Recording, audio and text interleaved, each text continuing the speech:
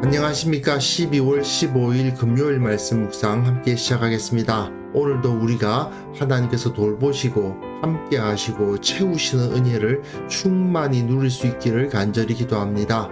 오늘 본문은 에스라서 7장 11절에서부터 28절까지 말씀이고요. 에스라가 어떤 사람인가 하는 것이 어제 소개됐다면 에스라가 어떤 환경에서 어떤 권세를 가지고 유다로 들어오게 되었는가를 오늘 본문을 통해서 알 수 있을 텐데요. 결국은 에스라가 중요한 것이 아니라 그 배후에 계시는 하나님이 모든 일을 이루신다는 것을 이 이야기를 통해서 엿볼 수 있을 것 같습니다. 먼저 말씀을 보시고 묵상을 이어나갔으면 좋겠습니다. 여호와의 계명의 말씀과 이스라엘에게 주신 율례 학자여 학자 겸 제사장인 에스라에게 아닥사스다 왕이 내린 조서의 초본은 아래와 같으니라. 모든 왕의 왕 아닥사스다는 하늘의 하나님의 율법에 완전한 학자 겸 제사장 에스라에게 조서를 내리노니, 우리나라에 있는 이스라엘 백성과 그들 제사장들과 레위 사람들 중에 예루살렘으로 올라갈 뜻이 있는 자는 누구든지 너와 함께 갈지어다.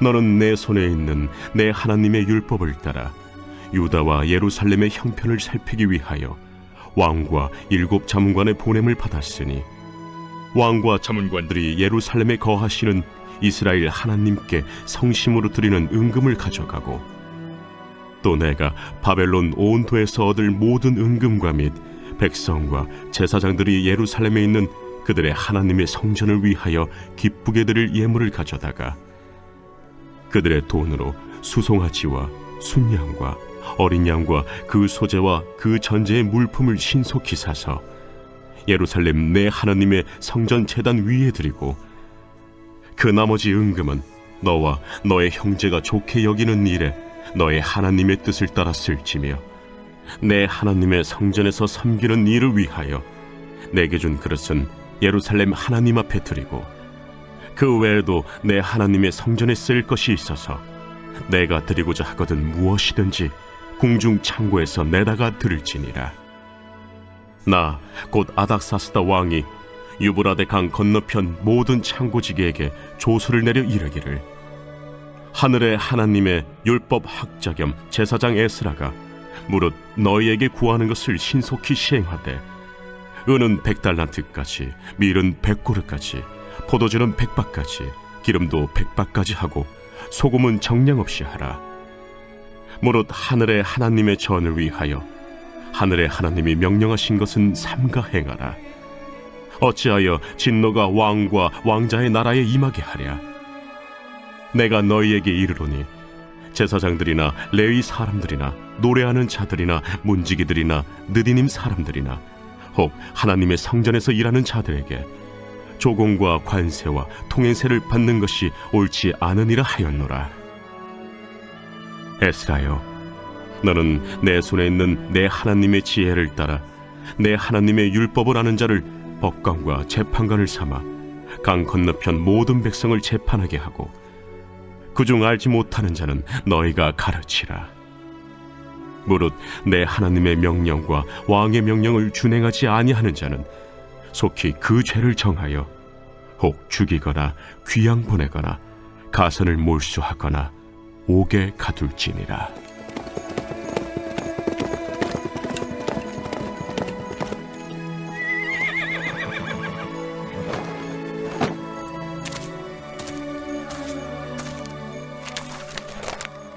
우리 조상들의 하나님 여호와를 송축할지로다. 그가 왕의 마음에 예루살렘 여호와의 성전을 아름답게 할 뜻을 두시고, 또 나로 왕과 그의 보좌관들 앞과 왕의 권세 있는 모든 방백의 앞에서 은혜를 얻게 하셨도다. 내 하나님 여호와의 손이 내 위에 있으므로 내가 힘을 얻어 이스라엘 중에 우두머리들을 모아 나와 함께 올라오게 하였노라.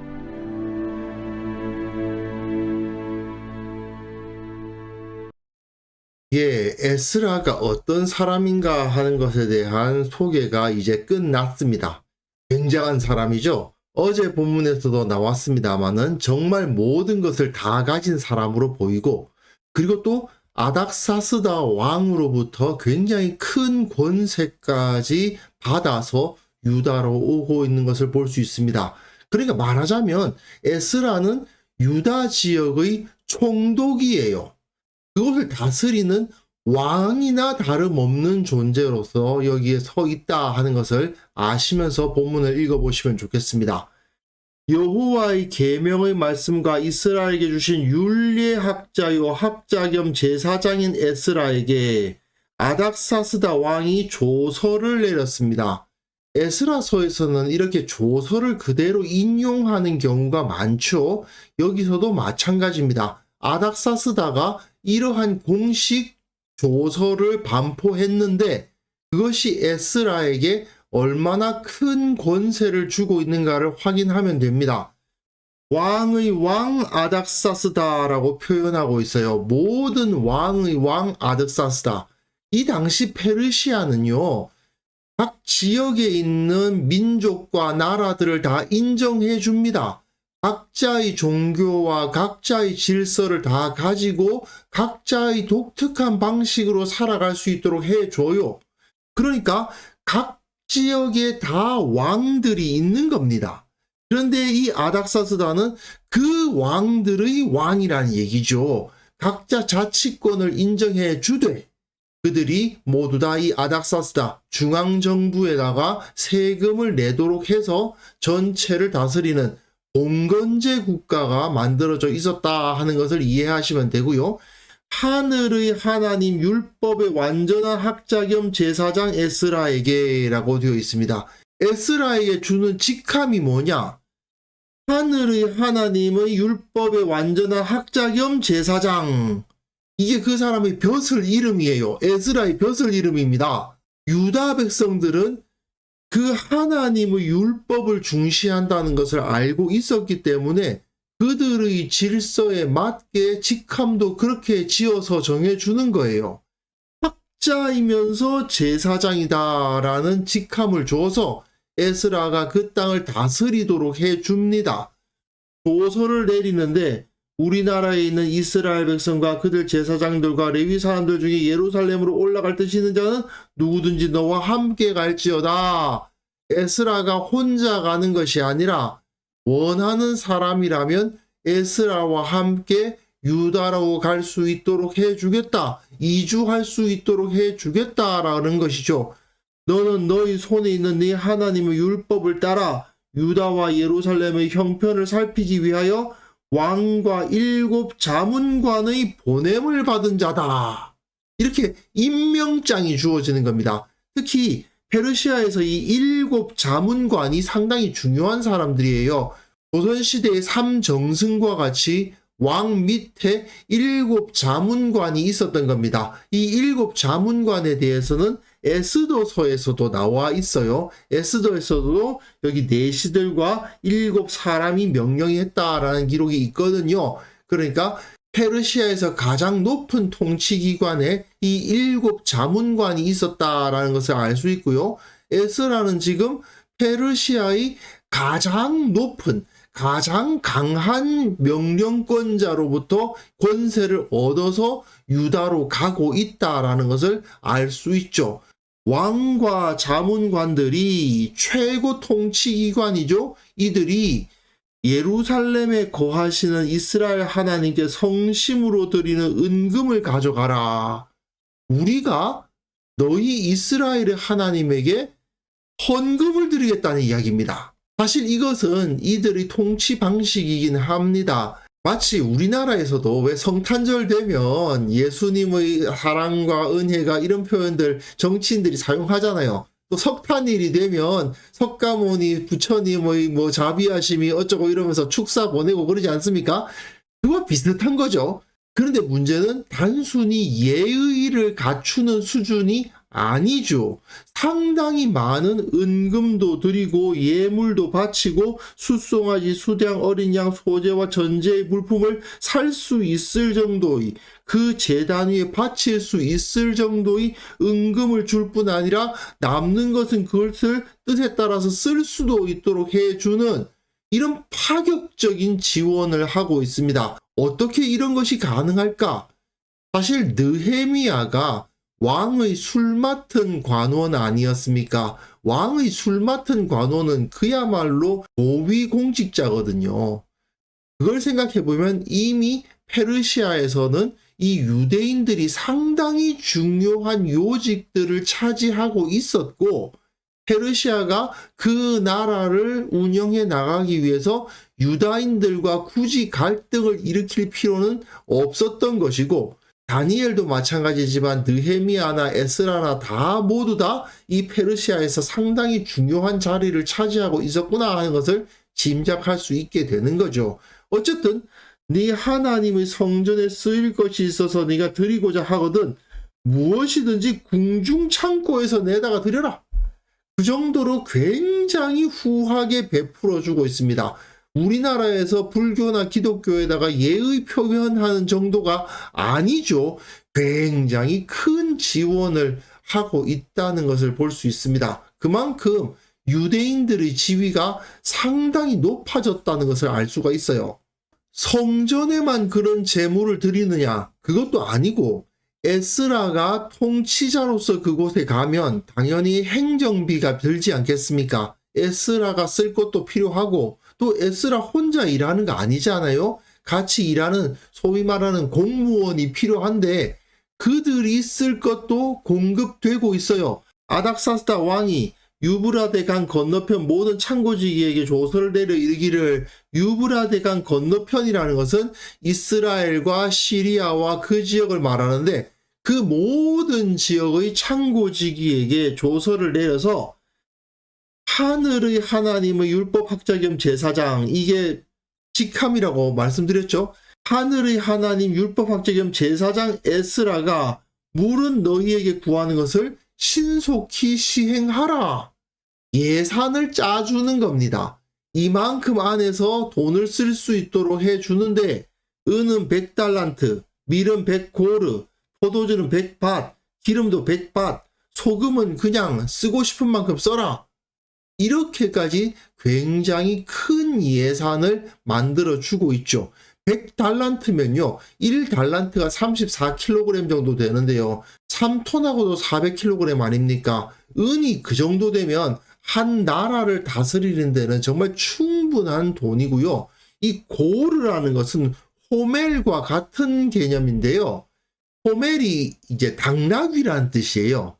그러니까 당나귀 한 마리에게 실을 수 있을 만큼의 밀인데 부피로는 약 230리터 정도 된다고 합니다. 그걸 100고르예요. 그러면 공무원들의 필요를 다 채울 정도는 충분하죠. 포도주 100밭. 밭은 딸이라는 뜻이에요. 옛날에는 왜 여인들이 머리에 뭘 이고 다녔지 않습니까? 그러니까 여자들이 머리에 이고 다닐 수 있을 정도의 부피와 무게.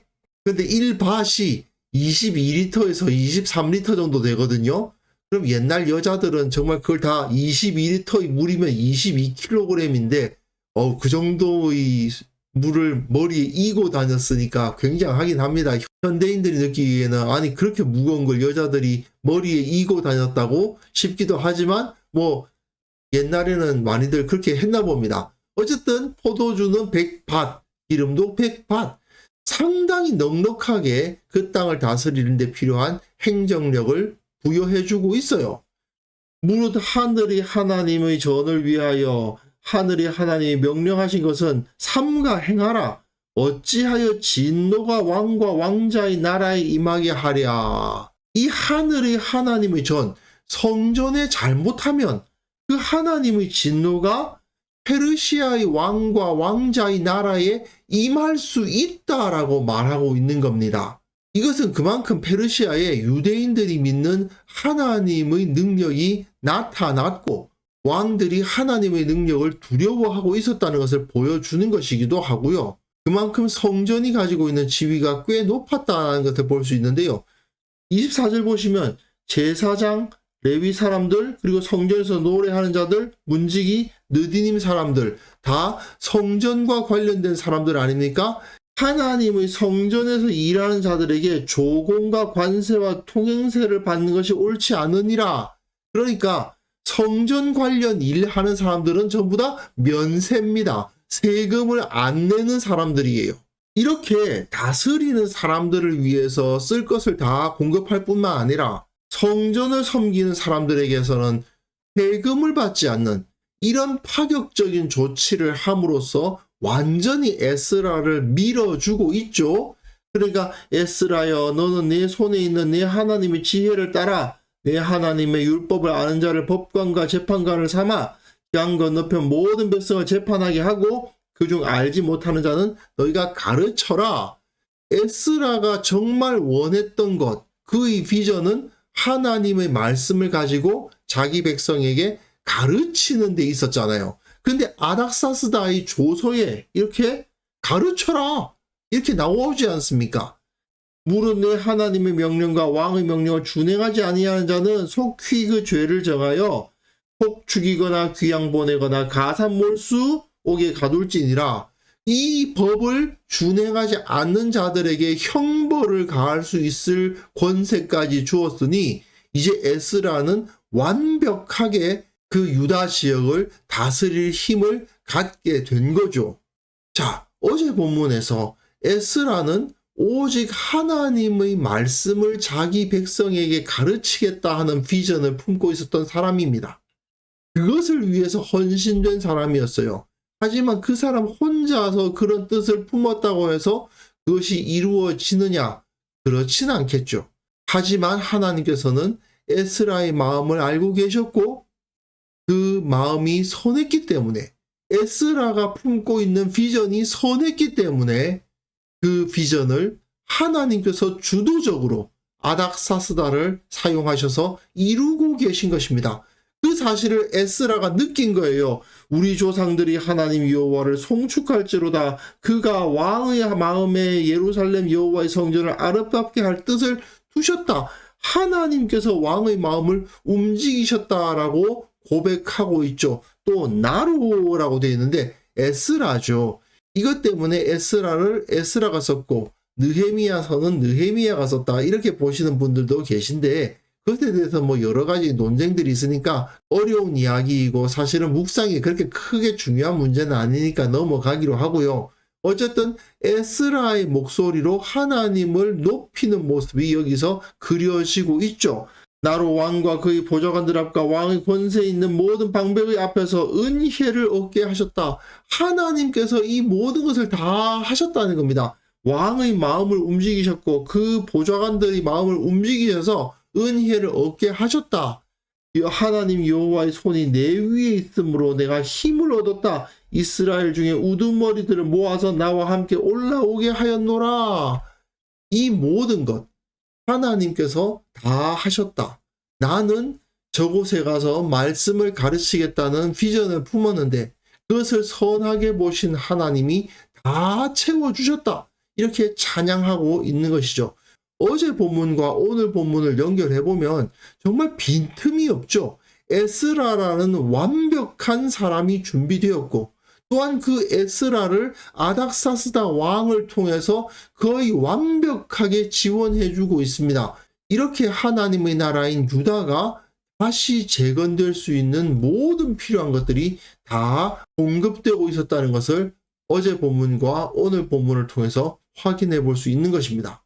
결국 오늘 본문을 통해서 우리가 하나님의 뜻에 맞는 선한 비전을 품고 있다면 내 욕심이 아니고 내가 잘 되고자 하는 마음이 아니고 하나님의 영광을 꿈꾸고 하나님을 높이고자 하는 마음을 가지고 비전을 품었다면 주님께서 반드시 우리를 사용하셔서 그 일을 이루신다는 것을 확인할 수 있습니다.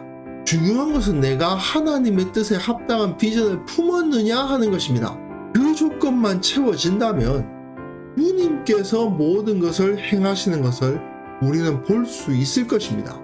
결국 하나님 나라의 일은 하나님께서 주도하십니다. 우리는 그 사실을 믿음으로 받아들이면 되는 거죠. 내가 하나님의 뜻을 이해하고 하나님 나라를 위한 비전을 품기만 하면 주님께서 나를 붙드셔서 주님께서 나의 모자란 부분을 채우셔서 그 일을 행하실 것이다 하는 것을 믿음으로 받아들일 수 있었으면 좋겠습니다. 그래서 이 시간 함께 기도하실 때에는요, 내가 주님의 뜻에 합당한 비전을 품는 자가 되게 하여 주옵소서. 실제로 주님께서 주시는 그 은혜 가운데에서 주님의 사명을 감당할 때 주께서 행하시는 것을 체험하게 하옵소서. 함께 기도하는 시간 가졌으면 합니다.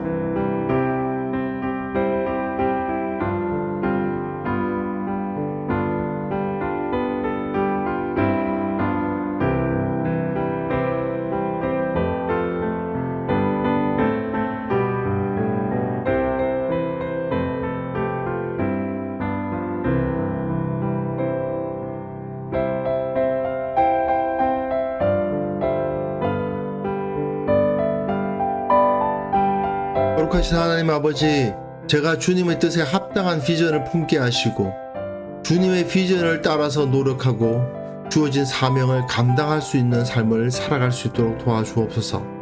우리 공동체의 모든 사람들이 주님의 뜻에 합당한 일을 하고 주께서 모든 것을 이루시는 것을 체험하고 간증할 수 있도록 우리들 가운데 일하여 주옵소서.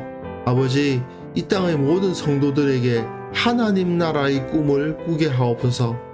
세상의 꿈과 세상의 탐욕을 채우고자 하는 어리석은 자들이 아니라 주께서 그 영광을 나타내 주시기를 바라보면서 주님의 평안과 주님의 안식을 구하는 자들이 될 수 있도록 주께서 한 사람 한 사람의 마음을 바꾸어 주시고 주님께서 우리들 가운데 일하여 주시옵소서. 아버지, 오늘 하루도 주님 앞에 거룩한 하루를 살아가기를 원합니다. 주님의 뜻을 바라보게 하시고 주님께서는 무엇을 원하시는지를 늘 생각하게 하시고 기도가 멈춰지지 않도록 도와주시며 무엇보다도 주님의 모습으로 오늘 하루를 살아갈 수 있도록 도와주옵소서. 우리와 함께 하시는 주님을 찬양합니다. 예수님의 이름으로 기도합니다. 아멘.